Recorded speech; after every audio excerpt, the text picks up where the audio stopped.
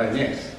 Y casualmente llego allí y recién habían llegado ese mismo año 95 una joven alemana que había terminado su carrera de restauración y muy interesada en trabajar en el mundo de la investigación, y un joven doctor de la Universidad de Granada recién terminado, que tenía una beca para poder trabajar en lo que se suponía que era uno de los mejores laboratorios de investigación en bienes culturales del mundo en estos momentos. Y bueno, pues se vio que entre los veintitantos personas que hay en el departamento, pues estaban Carlos y Kerstin, y me daban la oportunidad de salir de hablar inglés todo el tiempo y poder hablar en español y poder hablar en alemán, que era mi segunda lengua. Por tanto, era una gran ventaja. Luego, naturalmente, la calidad investigativa de Carlos depende en el punto de materiales de construcción, morteros, rocas en general, y el interés tremendo y la dedicación de Kerstin a la parte de conservación, pues hicieron de esta pareja, que se conoció allá y en este momento llevan 28 años juntos, que yo sepa, y con hijas y lo demás, y desde ese momento la verdad que hemos seguido trabajando cada vez que hemos tenido oportunidad, y en proyectos tanto de aquí como de fuera. Lo que estaba diciendo Enrique, que es una cuestión, esto es una técnica que se comenzó a trabajar ya a finales de 80 o 90, cuando fue lo del LRMASH, ¿no? Sí, Geneviève Odial. Sí. Y empezamos a pensar un poco acerca de eso en la ETI. Luego, claro, actualmente Carlos se fue de Estados Unidos, que yo hubiera querido que se quedara conmigo allá, pero creo que eso fue la mejor decisión, irse y venir a trabajar a Granada, porque yo también fui después. Y entonces, pues, y ha ido desarrollando este trabajo. En este momento es una patente española, es un trabajo que se ha desarrollado completamente en España y que no es una cosa experimental. Se ha aplicado y se está aplicando en la Capilla Real de Granada, en las columnas del patio de los Leones de la Alhambra, en el monasterio de San Jerónimo, en Portugal, en el Palacio de Queluz, en el Foro Romano, como estaba diciendo Enrique, y también en un proyecto que empezamos hace un tiempo y que está financiado por el Banco Santander, en la escultura maya de Centroamérica.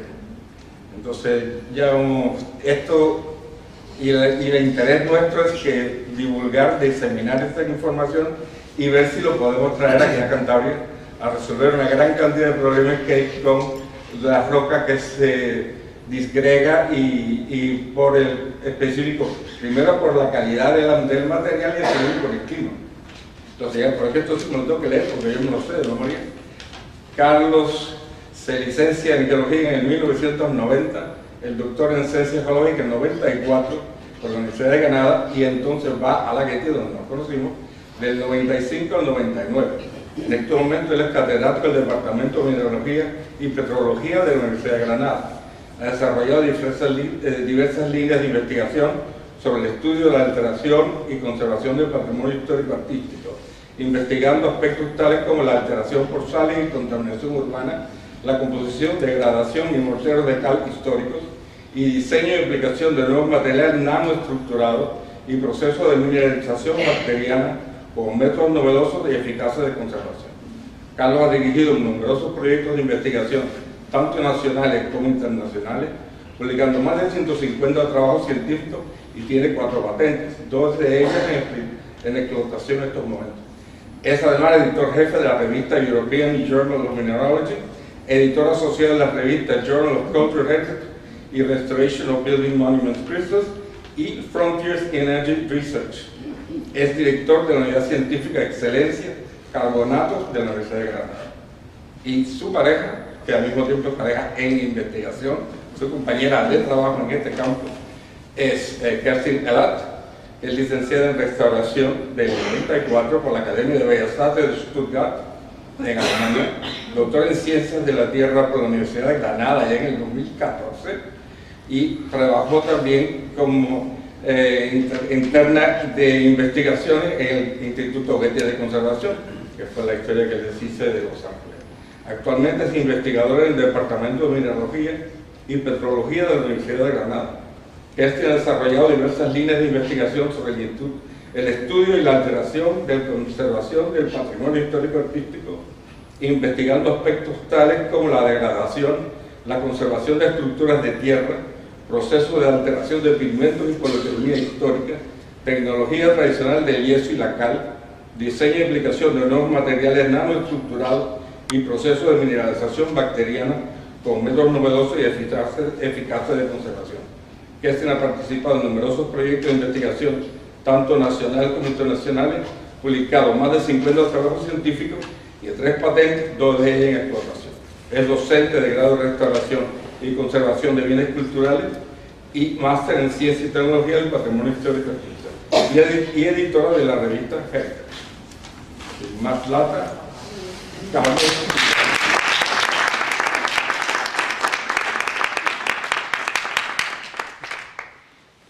Muchísimas gracias por la presentación, gracias a todos por asistir y bueno, quiero dar las gracias en especial tanto a Enrique Campuzano como a Alberto de Tagle por animarme, insistirme y verdaderamente hacer que hoy esté delante de todos ustedes presentando el trabajo que hemos desarrollado sobre métodos novedosos de conservación y en particular sobre la bioconsolidación bacteriana, mediante mineralización bacteriana de distintos elementos del patrimonio construido.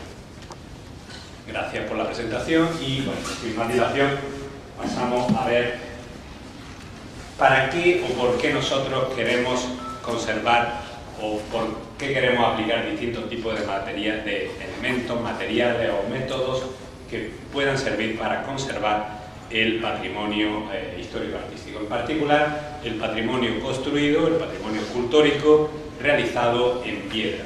El problema que nos encontramos es que hay distintos procesos de degradación que actúan con distintos niveles en estos materiales, procesos que podemos clasificar en procesos de alteración química, por ejemplo, efectos de contaminación. Este sería uno de los efectos que puede provocar esa contaminación. Disolución, lluvia ácida, procesos de alteración física que no cambian la composición del material, pero que modifican su estructura y sus propiedades mecánicas. Por ejemplo, procesos de cristalización de sales, expansión de arcilla, el hielo, proceso de hielo, expansión térmica y finalmente procesos de alteración biológica, en que se combinan procesos químicos de degradación y procesos físicos. Y aquí tenemos un claro ejemplo de ese efecto. En Angkor Wat las raíces aéreas pues, están destrozando este templo. Aquí entre medias tenemos un caso de delaminación, es un proceso físico debido a expansión de arcillas. El problema es que estos procesos que podríamos considerar naturales se han visto agravados particularmente en las últimas décadas.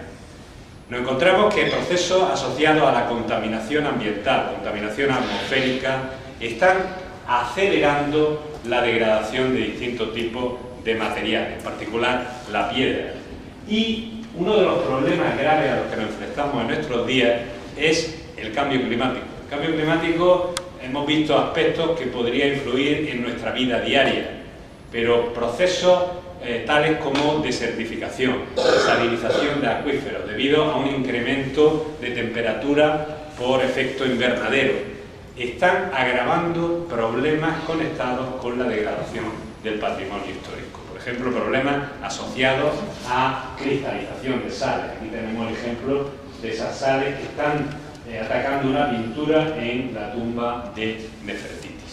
Es decir, estos problemas, al verse agravados, nos estamos encontrando que es necesario encontrar soluciones.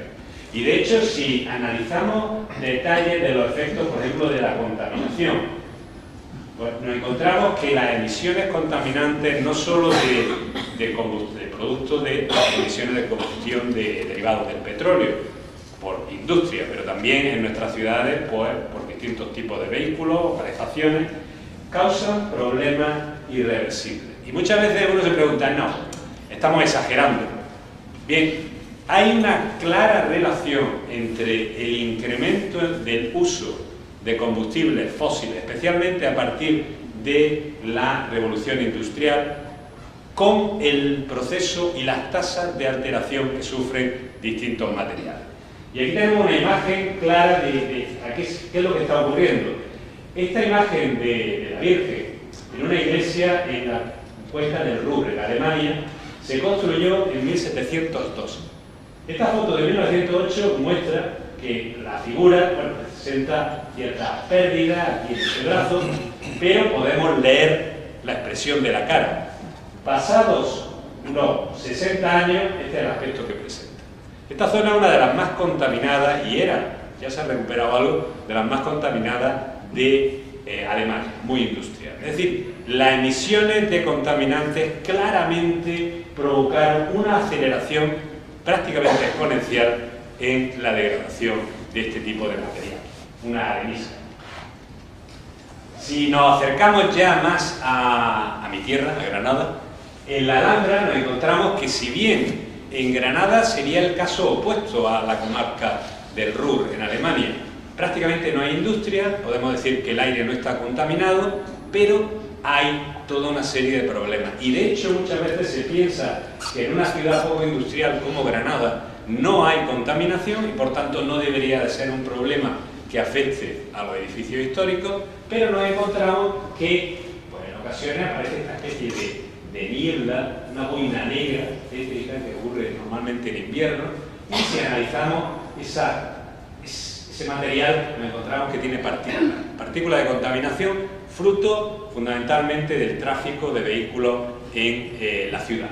Partículas de este tipo, metálicas o de carbono, que al depositarse en un material como puede ser una caliza, aquí tenemos en la puerta de la Granada, en la entrada a la Alhambra, pues va a provocar un oscurecimiento de la piedra y la formación de las llamadas costras negras. Costras que contienen yeso y partículas de contaminación que le dan ese tono tan oscuro. Con daños obvios, como vemos aquí. Un proceso fundamentalmente irreversible que afecta a numerosos edificios, incluso en zonas poco contaminadas.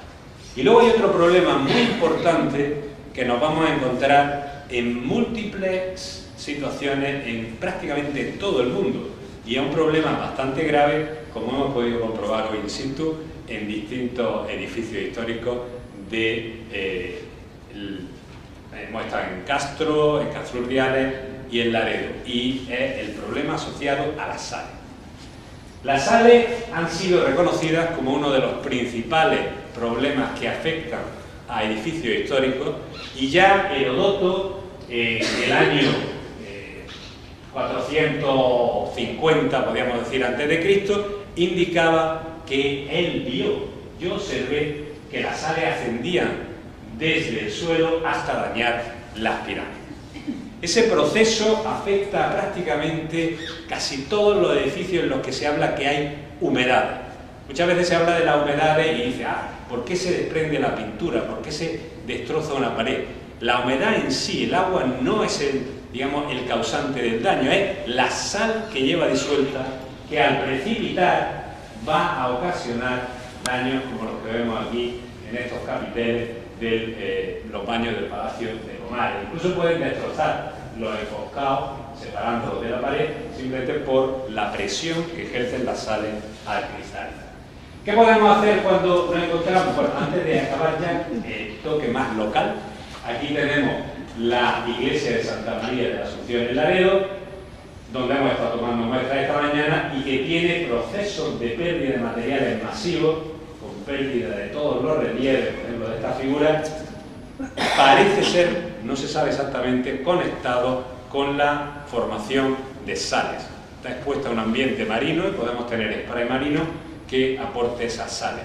Pero puede haber otros problemas, que luego hablaremos de ellos, que puede ser, por ejemplo, la expansión por la presencia de arcillas, unos minerales minoritarios dentro de estas areniscas. ¿Qué podemos hacer? En muchos casos lo mejor es evitar que ocurra el daño, una conservación de tipo preventiva.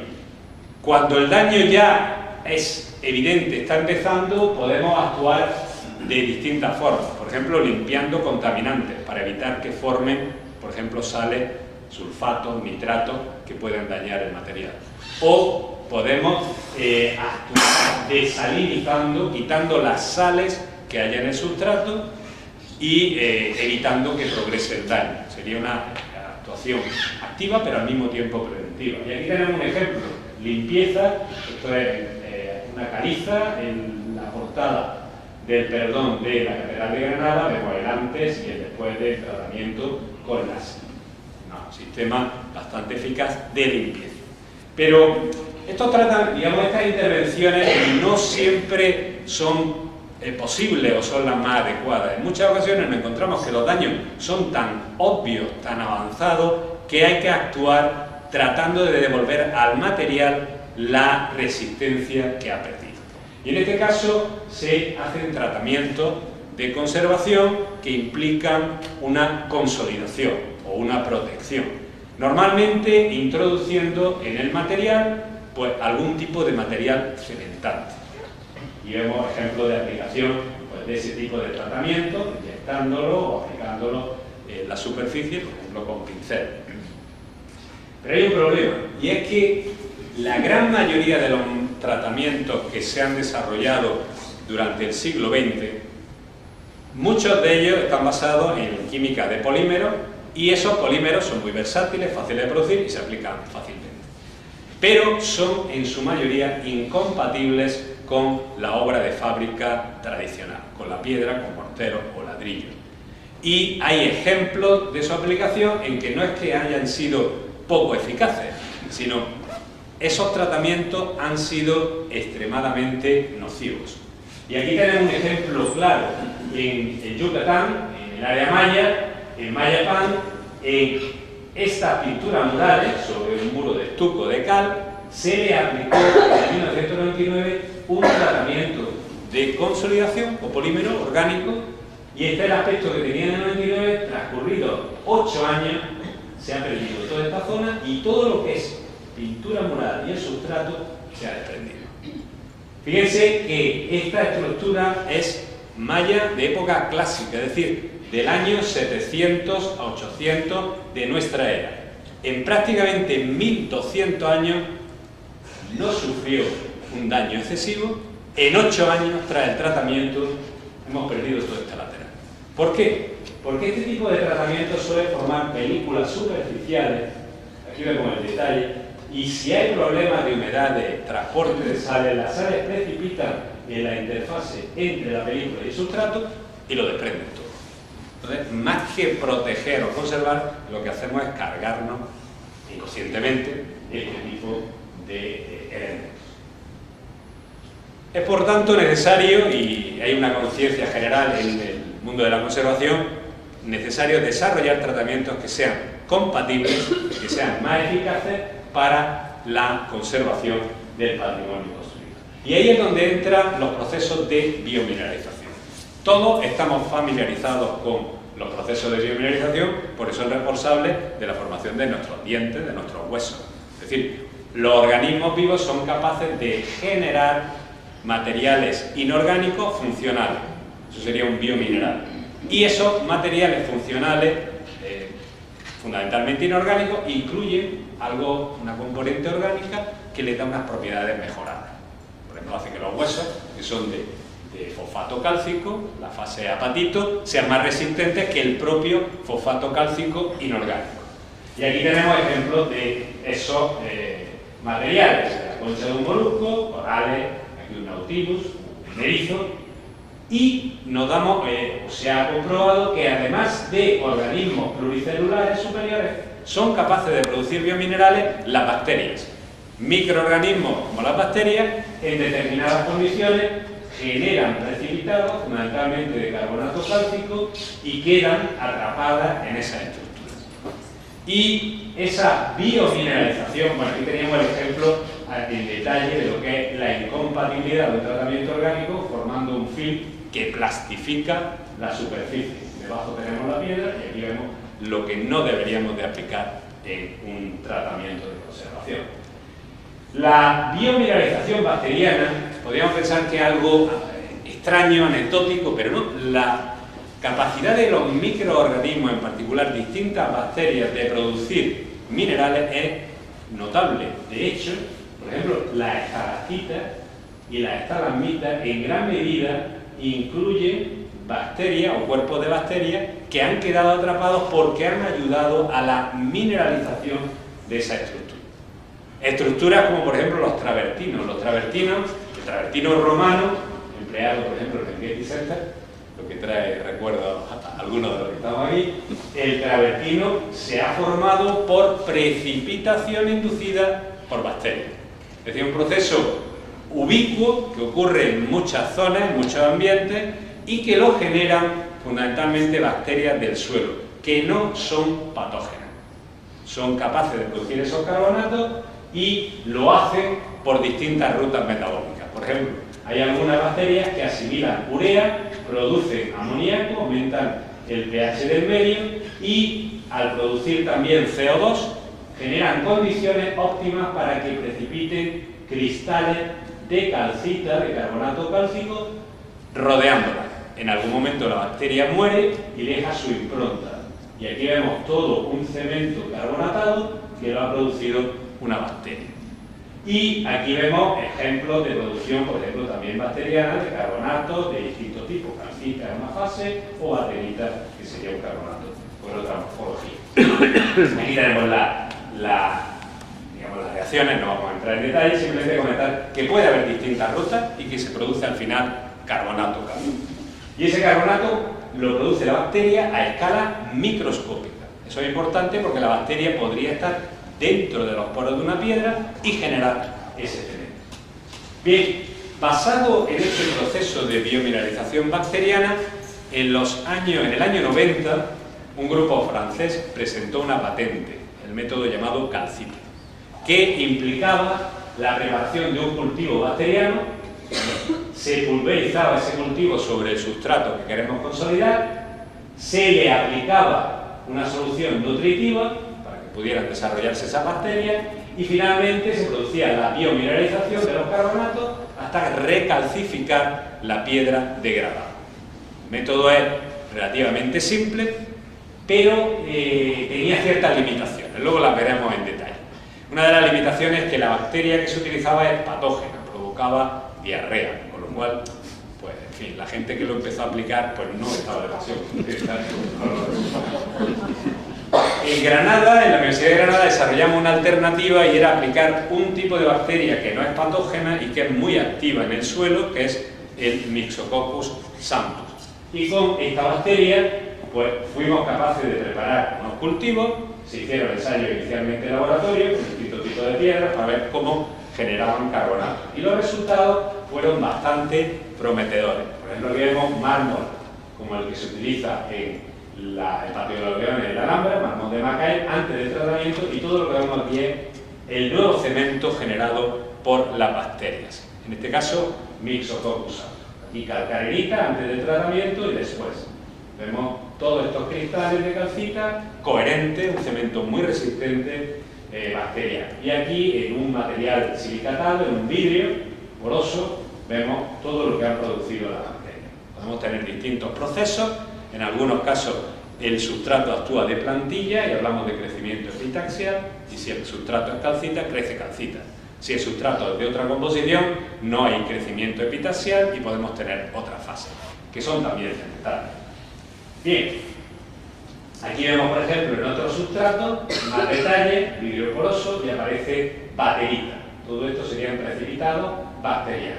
En areniscas, similares a las utilizadas, por ejemplo, en la construcción de la iglesia de Santa María del Ladero o la de Castrurdiales, aparece también baterita cuando se hace el tratamiento bacteriano. Repito que en este caso se añadía una bacteria externa y aquí vemos pruebas ya in situ en el monasterio de San Jerónimo, se aplica por pulverización, se tapa el sustrato para evitar una evaporación muy excesiva, y luego, al cabo de prácticamente una semana, después de 6 días de aplicación del tratamiento, ya se puede descubrir y se puede evaluar la eficacia. Y la eficacia podemos evaluarla bien visualmente, con el microscopio, vemos el antes y el después, lo que se ha generado, pero hay también otras técnicas. Técnicas de laboratorio, como puede ser porosimetría de inyección de mercurio, que nos da la porosidad antes y después, y distribución de tamaño de poro. Este gráfico. La variación de porosidad entre el antes y el después es muy ligera, no se taponan los poros, es un dato muy positivo, y hay ensayos que podemos aplicar in situ que son muy simples. Coger un trozo de pegatina, aplicarlo en la superficie antes del tratamiento y ver cuánto arrancamos de la superficie. Ese es el método, se llama en inglés Scotch Tape Test, bueno, aquí vemos el clásico Scotch Tape, y es básicamente el mismo principio de arrancarnos una espada de drapo cuando lo tenemos sobre la piel, que se lleva pues todo lo que está pegado. El material desprendido dependerá de la dureza o de la coherencia del sustrato, y si disminuye la cantidad que se desprende, obviamente el tratamiento ha consolidado ese sustrato. Y aquí vemos el antes y el después. Material perdido antes del tratamiento, material degradado, y después vemos una reducción bastante importante de la pérdida de materia. Pero claro, uno podría preguntarse, ¿el método de aplicación de un cultivo bacteriano externo debería de, bueno, parece que funciona, salvo los problemas que puede tener el método si utilizamos una bacteria que es patógena, cosa que obviamente no es recomendable? El problema es que a la hora de intervenir un restaurador o un conservador, tiene que tener un laboratorio de microbiología detrás que le avale, que le prepare los cultivos y que se aplique. Esa complejidad ha hecho que el tratamiento original patentado por el grupo francés de Orial pues no haya visto, con todas las ventajas que podría tener, no se haya aplicado de forma masiva. Podría haber sido lógico.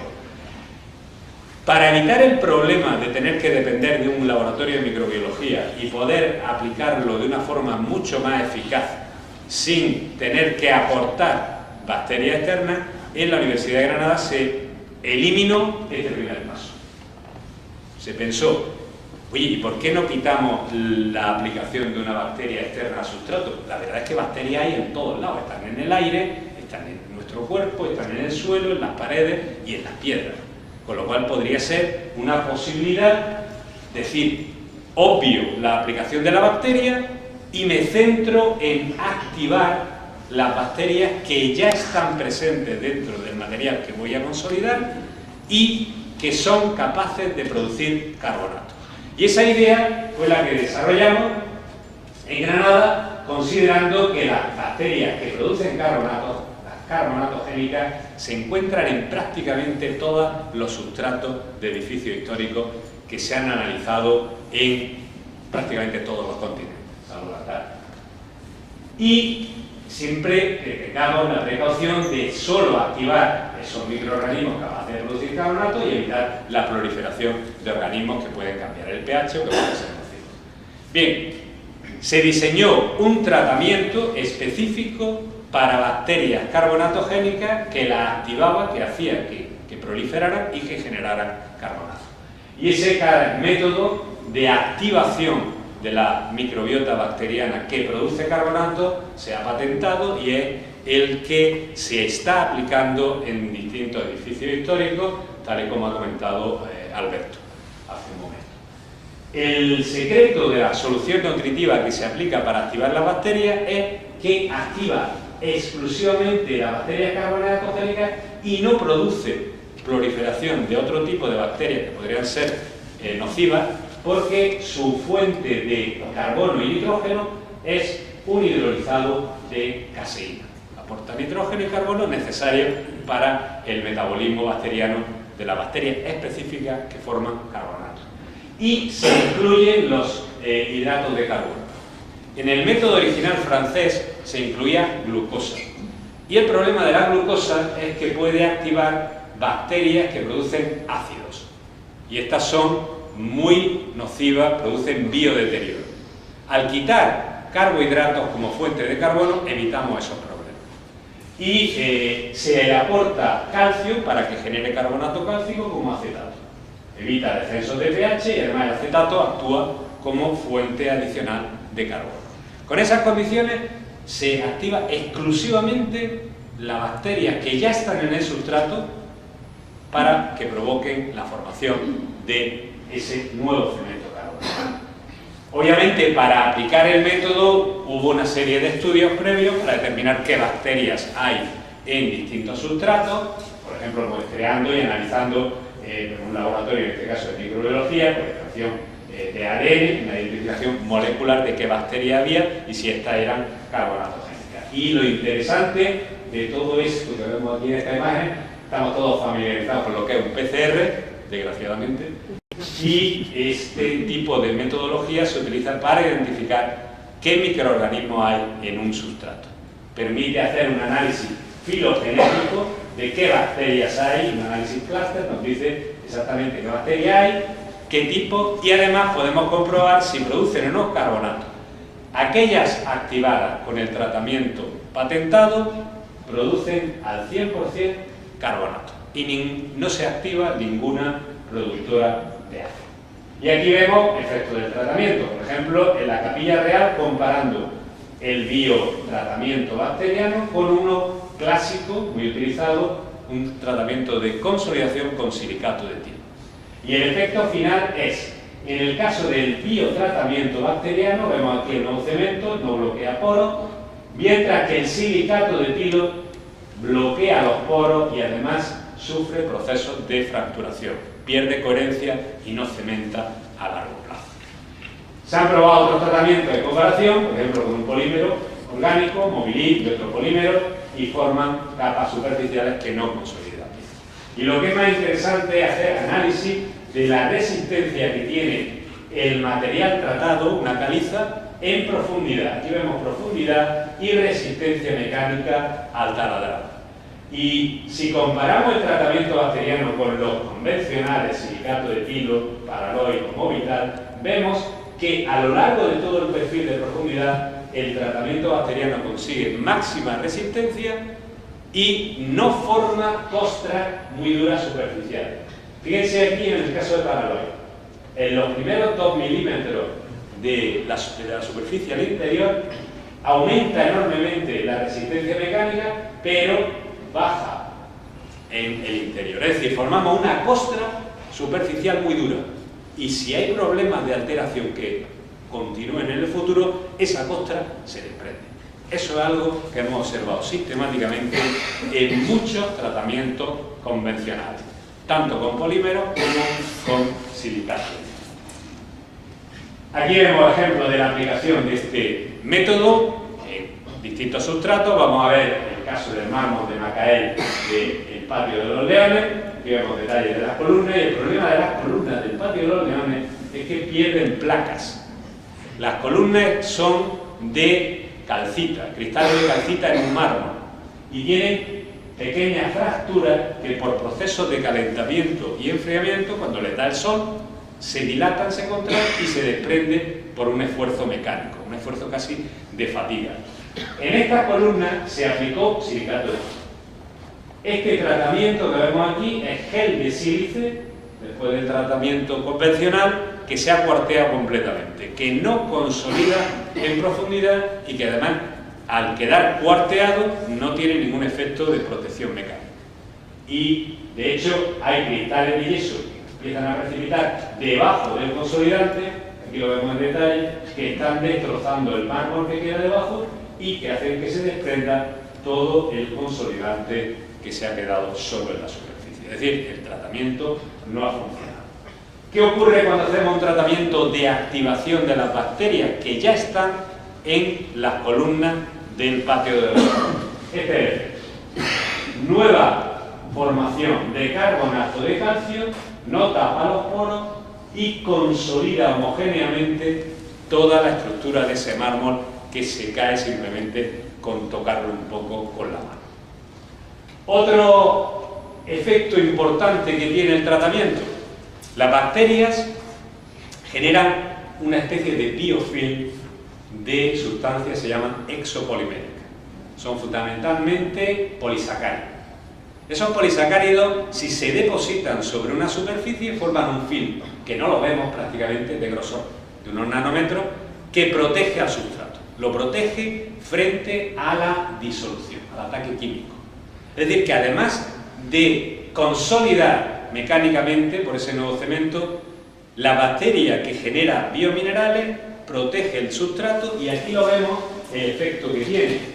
En un microscopio denominado de fuerza atómica podemos ver que al poner una solución de agua sobre un cristal de calcita, desnudo, sin tratamiento, si nos fijamos en esta especie de corte, vemos que con el tiempo, en contacto con el agua, se va retrayendo, como si fuera una especie de promontorio que lo está erosionando el agua, como si fuera pues, un acantilado en el mar. Empieza a atacarlo el agua y lo disuelve.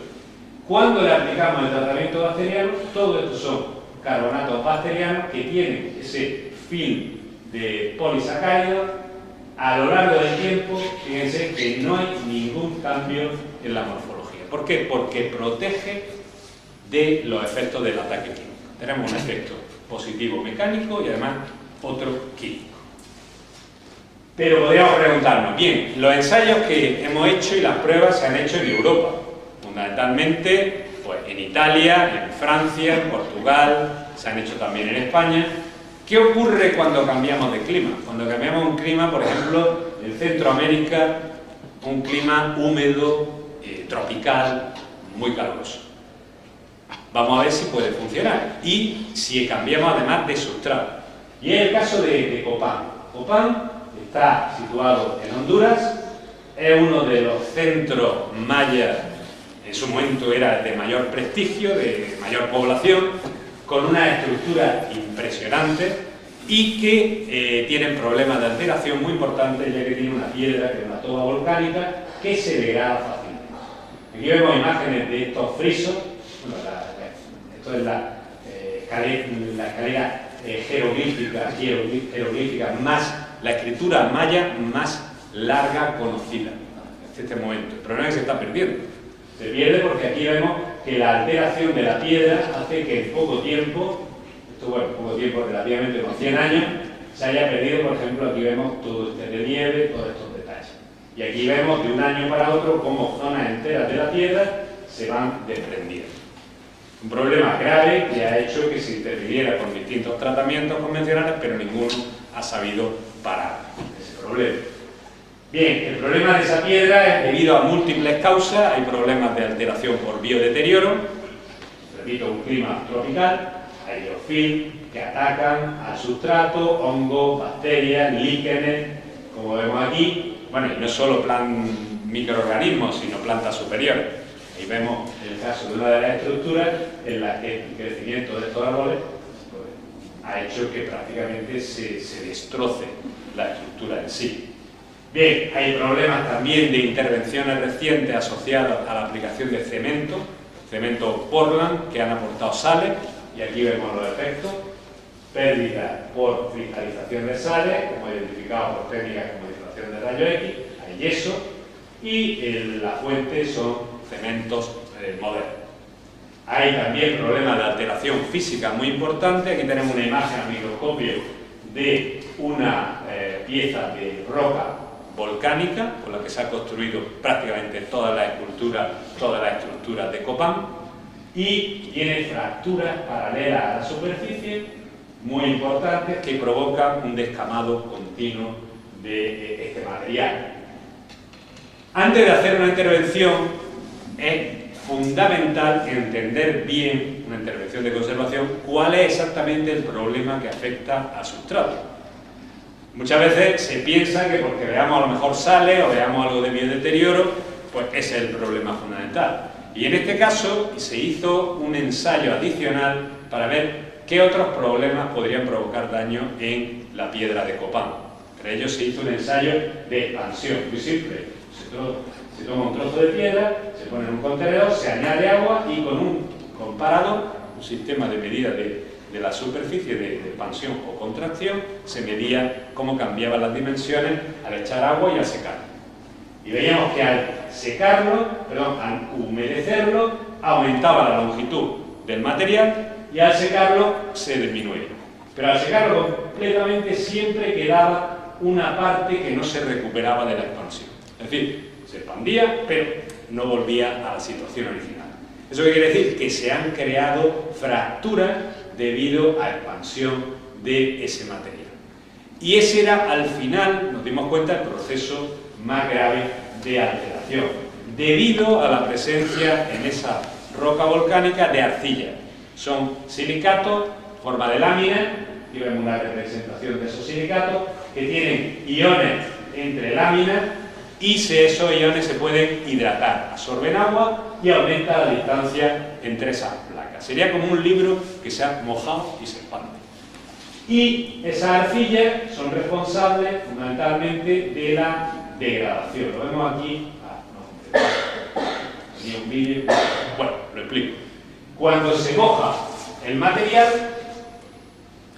la zona mojada se expande, hace que haya un esfuerzo a compresión y el material se abarquilla. Y eso genera fracturas paralelas a la superficie. Cuando se seca, se rompe el material y se desprende la escama que se ha formado en la superficie, lo que vemos aquí. Estas escamas, que aquí vemos cómo se depositan, son debidas a esos procesos. Bien, en una situación tan particular y tan nociva, vemos aquí el desprendimiento, pensábamos que el tratamiento a lo mejor no iba a funcionar, el tratamiento de consolidación por activación de la microbiota bacteriana. Pero vamos a ver que el tratamiento se aplicó, se comparó la resistencia a la pérdida de material por el ensayo de la pegatina y el efecto era extraordinariamente positivo. Se reducía enormemente la pérdida de superficie, que es el problema grave que vemos aquí. Eso implica que se han activado bacterias, que en ese material había bacterias carbonatogénicas y que eran muy eficaces en la consolidación. Y, de hecho, si analizamos el material tratado, todo lo que vemos aquí de nuevo cemento son cuerpos bacterianos totalmente calcificados, formando una estructura muy coherente, muy resistente, que estaba consolidando el material. Y se identificó la microbiota que había en este ambiente, en esta piedra, y se observó que prácticamente la microbiota mayoritaria, tanto en piedra como en otros morteros, incluso en estuco, eran actinobacterias. Estas son una familia de bacterias que provocan la formación de carbonato, si se les da los nutrientes adecuados. Y vemos que tras el tratamiento aumentaba enormemente la concentración de esas bacterias carbonatogénicas. Y si había algunas bacterias que producían biodeterioro, con el tratamiento se reducía su concentración. Es decir, que el tratamiento no solo consolidaba y activaba esas bacterias, sino quitaba en gran medida las que son problemáticas, las que son nocivas. Y se observó que aumentaba la resistencia al taladrado en profundidad, es decir, se activaban bacterias en la superficie, a pocos milímetros, pero a 1 centímetro seguían activándose y por eso aumentaba la resistencia al taladrado tras el tratamiento. No se modificó el sistema poroso, la porosidad total estaba en torno a unos 28%, y casi no cambia, simplemente cambia un poco porque se rellena con un cemento carbonatado, pero no drásticamente, que puede ser problemático. Y un aspecto muy interesante es que antes del tratamiento la superficie de la piedra era hidrofílica. Se le pone agua y la absorbe inmediatamente. Tras el tratamiento, las bacterias generan una serie de sustancias exopoliméricas que hacen que aumente el ángulo de contacto de una gota de agua y lo hace hidrofóbico, lo que impide que el agua penetre fácilmente en la piedra. El agua veíamos que era el gran problema porque causaba la expansión y contracción de ese material. Tras el tratamiento se hizo el ensayo de medida de expansión y aquí vemos el resultado de antes del tratamiento. Esta era toda la expansión que sufría la piedra y después del tratamiento se reduce notablemente, prácticamente en un 75%. Y lo que es más interesante, si hacemos un ciclo completo de humedad, sequedad, se moja la piedra, se expande un poquito y cuando se seca se vuelve al cero. Es decir, la piedra, lo poco que se expande, luego lo recupera y se queda en las dimensiones originales, porque no se forman fracturas.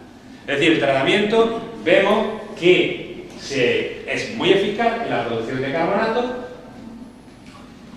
además de favorecer la consolidación. El hecho es que observamos que en prácticamente todos los sitios donde se ha podido ensayar hay bacterias carbonatogénicas, es decir, son como micro restauradores que están ya allí dispuestos a que nosotros les demos algo de comida para hacer su función. Vamos a encontrarlo en prácticamente todos los sustratos. Y no necesitamos aportar bacterias externas, que podría a veces ser problemático. Y por último, nos encontramos que no solo las bacterias generan un cemento, como vemos aquí, que consolida, sino que generan un híbrido orgánico-inorgánico que, además de consolidar, va a proteger el material frente a procesos de alteración por disolución o frente a procesos relacionados con la presencia del agua, procesos de expansión y contracción. Un aspecto que vale la pena aprovechar. Y creo que abre un potencial de aplicación en multitud de sitios enorme. Y yo creo que hay problemas en muchos de los edificios que tenemos aquí, en toda la zona de Cantabria, por la proximidad sobre todo al mar y el uso de una arenisca bellísima, muy bonita, pero que tiene los problemas de alta porosidad, y creemos que la combinación de sal y posible expansión por arcilla hace que se pierda el material más fácilmente. Entonces sería interesante poder probar esta tecnología en el patrimonio construido de Cantabria. Y con esto termino y muchísimas gracias por la atención.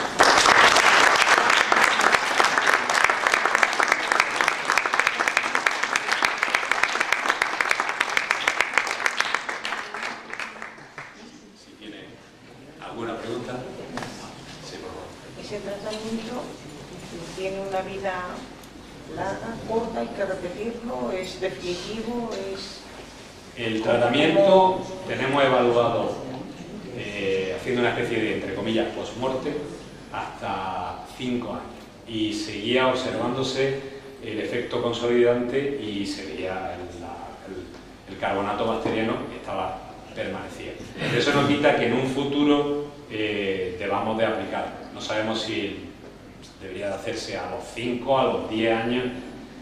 Normalmente, cuando yo he oído que alguien te dice yo tengo un tratamiento que lo aplica y no lo vas a tener que aplicar nunca más, nos están engañando. Porque es muy difícil predecir cómo se va a comportar un tratamiento en cada caso. ¿La sustancia nutritiva qué es?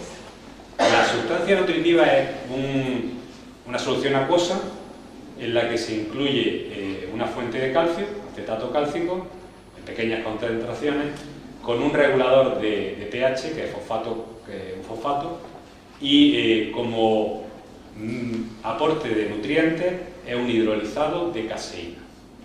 No es vital. El hidrolizado es típico producto de la empresa que producen queso y leche. O yogur también. Es un tratamiento relativamente barato. El tratamiento en sí, lo que es el producto, los componentes, es barato. Implica un procesado y además un aspecto muy importante que es la esterilización del material. Porque nosotros no queremos aportar ninguna bacteria externa.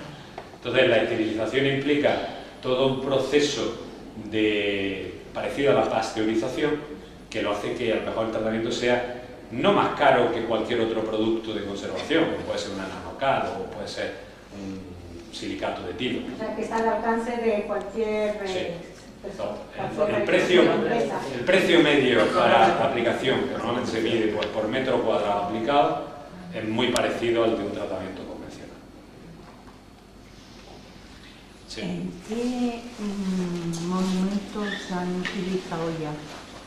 Se han utilizado en la Alhambra, ya lo han visto ustedes, vamos, lo que serían las columnas del Patio de los Leones. Sí. Se ha aplicado también en la Alhambra, en la Fuente de Carlos V.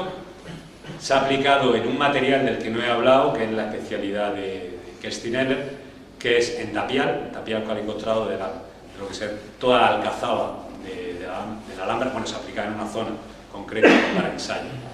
Se ha aplicado en el Palacio de Queluz, en Galiza, en Portugal, en el monasterio de Fátima, en Portugal, también sobre caliza. Se ha aplicado en Granada adicionalmente en el Hospital Real, en este caso en Calcarenita. Se ha aplicado en creo que estaba en el monasterio de San Jerónimo y la Capilla Real.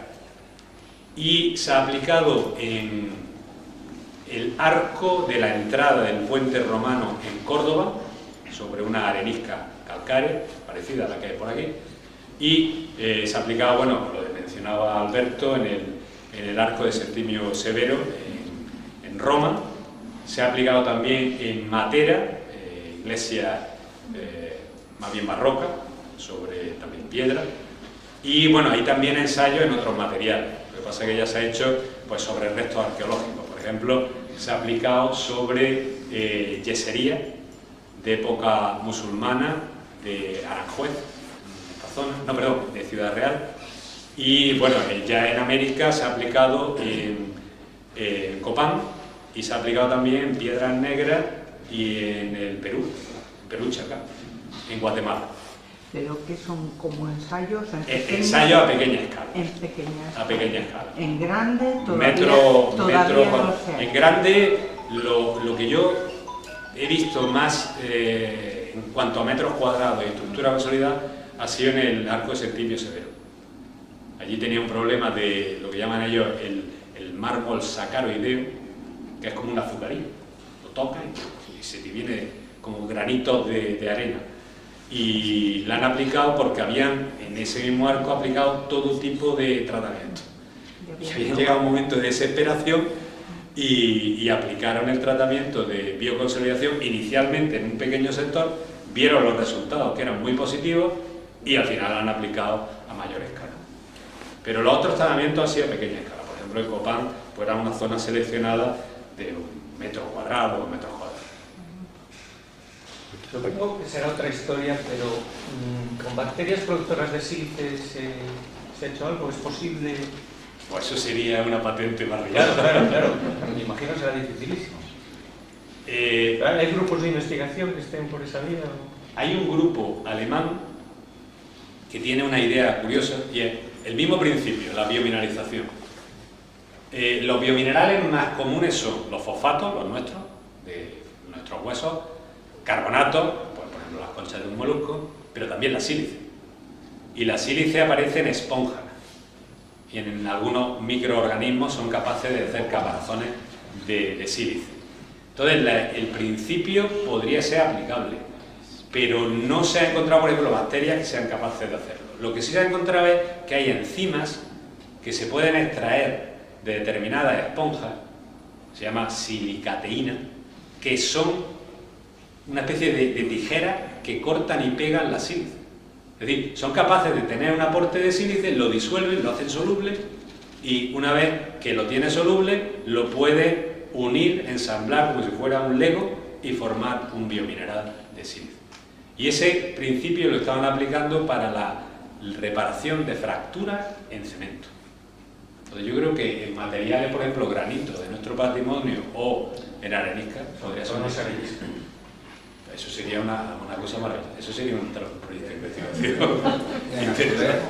Y un azulejo y cerámica. Pero un tema muy bonito. Hay investigaciones. Sí. Muy definitivo. Sí, no, el grupo alemán tiene allí una financiación importante de la Unión Europea. Creo que tenía unos 5 millones para desarrollar eso. Pero ellos lo hacían con otra intención. Por lo que entiendo, se cementa lo que está deteriorado para que no vaya más. Y si se sigue alimentando, esa zona puede ir creciendo esa materia, o sea, cogiendo más volumen. Eso no lo hemos llegado a comprobar. ¿Sabes lo que te digo? Que sí, está muy deteriorado, se le sigue alimentando. Se le sigue alimentando y entonces puede crecer más aquella zona que falta. Eso sería bien maravilloso.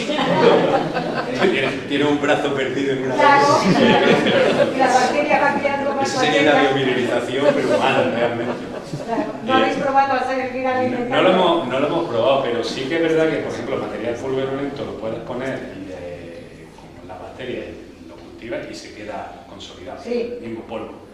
Entonces, lo mismo se podría hacer, una especie de mortero, entre comillas, que se pudiera aplicar como si fuera un mortero de cal, con la bacteria y la marmolina Sí, que quiere sí, unir y aplicarlo in situ y que consolidara. Y lo iba haciendo por partes. Y luego tenéis las Hacer con el actividades. estuco de Juan. Eso se podría, Eso es lo que queremos hacer con el estuco de Juan. claro, pero es complicado. ¿Eh? No, claro, pero luego tendréis incluso que limar. Sí. Eso había una idea, que se estaba una idea que era hacerlo la impresión en 3D. Claro. La impresión en 3D en la que Claro. uno hace el análisis 3D de la superficie con todas sus detalles a escala microscópica para acoplar el material luego que lo hemos sintetizado en laboratorio de una forma coherente con la superficie. No sería la solución perfecta. Es una idea, pero es una idea que se está explorando. Perdón, María. No sé si te he entendido bien. Te he entendido que para que estas bacterias puedan hacer ese cemento carbonatado necesitan que la roca sobre la que tú las activas tengan carbonato cálcico. No. Entonces te he entendido mal. O sea, sobre una arenisca que No me he explicado yo bien. sobre una arenisca que no tiene nada de carbonato cálcico, que todo es sílice, ¿no? Ahí funcionaría también. ¿Y dónde sacaría El que tengamos un sustrato de carbonato cálcico es beneficioso por un motivo, porque actúa de plantilla para que recrezca el nuevo carbonato bacteriano en continuidad, en perfecta continuidad, que prácticamente no puedes distinguir uno del otro. Entonces es como si fuera una forma natural de crecer la piedra. En un sustrato silicatado, tienes por ejemplo cuarzo, feldespato, en una arenisca, el medio de cultivo incluye ya la fuente de calcio. Es decir, el medio de cultivo nosotros la palabra no es cultivo, el medio nutritivo, no tiene bacterias, incluye calcio, el calcio necesario para que la bacteria forme carbonato de calcio. Una película. Sí. Una película y nos va rellenando los poros y que va tapizando, uniendo granos, esa es la idea. Pero la bacteria en realidad, su labor fundamental es generar carbonatos. Es decir, los iones CO3, que se combinan con el calcio y forman el carbonato cálcico sólido. Pero el calcio se lo aportamos nosotros. Ella produce el carbonato, se combinan y eso es lo que genera el cemento carbonatado. Entonces no tenemos que necesariamente tener un carbonato en el sustrato para que funcione. Claro, lo que dice Alberto es que forma una estructura coherente con el sustrato silicatado y en cierta medida lo agarra, lo une coherentemente. Que muchas veces la poca coherencia es lo que veíamos en las imágenes en que se ve cuarteado el gel de sílice, porque el gel de sílice, por ejemplo, si lo aplicamos al silicato de etilo en una roca carbonatada, no agarra bien ese gel con el sustrato. Por eso, al secarse, se forma un fractura. Entonces, es un tema interesante porque hay que analizarlo más en detalle, pero la unión entre los silicatos y los carbonatos, cuando hay materia orgánica producida por la bacteria, es mucho más fácil, porque funcionaliza la superficie del silicato y hace que, digamos, que salgan como una especie de anclas que permiten que el nuevo carbonato se enganche. Si no, el carbonato y el silicato no se pegan fácilmente. Pero el carbonato se iría a unir a la sílice o a los silicatos, o a los alquileres, a la matriz. A la matriz de, por ejemplo, cuarzo y feldespato. Puede unirse... Más que a los granos de sílice. Bueno, cuarzo es básicamente la sílice como Bueno, tal ya, que pero encontramos. ya. Pero, por ejemplo, en un silicato, un etilsilicato, que sería el silicato de etilo, un alcoxilano, lo que se genera finalmente no es cuarzo, no es sílice como tal cristalina, es un gel amorfo de sílice. Es muy poroso, se expande mucho con el agua y al secarse se forman esas fracturas. Ahí no es tan fácil unirlo a un carbonato. Se utiliza en agente que se llama acoplante, que une el silicato con el carbonato. Pero si no se pone agente acoplante, no va a funcionar bien. Sí. Y como aplicación en construcción nueva, digamos ese tratamiento a futuro, no sé qué, por estoy diciendo una barbaridad. No. Es una idea además que mucho dinero. Hay materiales exactamente de autocurado, es decir, cuando tiene una fractura, pues igual que nosotros nos hacemos una herida que se cierre, ¿no? Y ese se llama en inglés self-healing o self-curing, que permite que un material sea casi, entre comillas, vivo. Y ahí hay trabajo a escala ya de bloques en laboratorio preparados por biomineralización bacteriana, en los que han trabajado grupos, por ejemplo, del MIT, del Massachusetts Institute of Technology. Y eso, de hecho, hace poco tenía algunas noticias de que era como cemento vivo. Y bueno, hay otra. Se autocura porque se rompe, las bacterias se activan en el momento que se abre una grieta, pues le puede entrar humedad, tiene nutrientes y el proceso inmediatamente hace que selle esa grieta.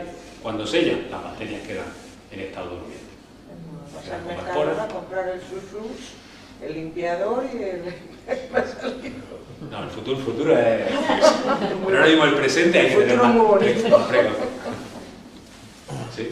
¿No le afecta has hablado que si no les afectaba el clima o el ambiente contaminado? ¿No tiene afección o el ambiente salino, no?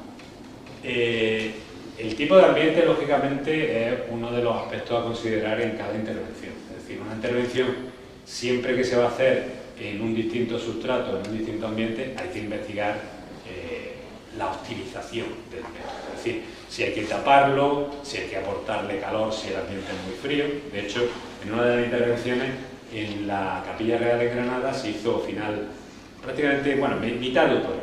Y ya por la noche en Granada hace bastante frío, con lo cual había que optimizar el método y conseguir unas temperaturas adecuadas para que las bacterias proliferen. En torno a unos 20 grados, pues óptimo. Y si tiene hasta 28, pues mucho mejor. Contaminantes y otro tipo de sustratos, por ejemplo, si hay sales en exceso, hay bacterias que producen carbonatos que se llaman halotolerantes, es decir, viven en ambientes salinos y de forma natural producirían los carbonatos. Entonces a lo mejor se favorecería la actuación de esa. Pero si no, una de las formas clásicas es aplicar un tratamiento de salinización con papetas y luego aplicar el tratamiento.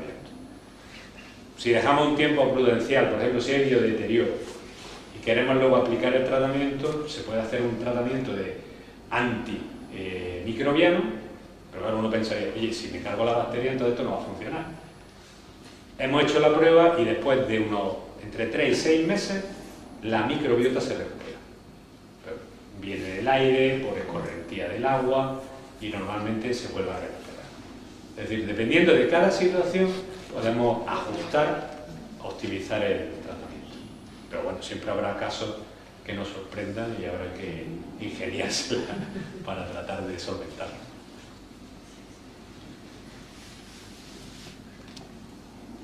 Bueno, muchísimas gracias.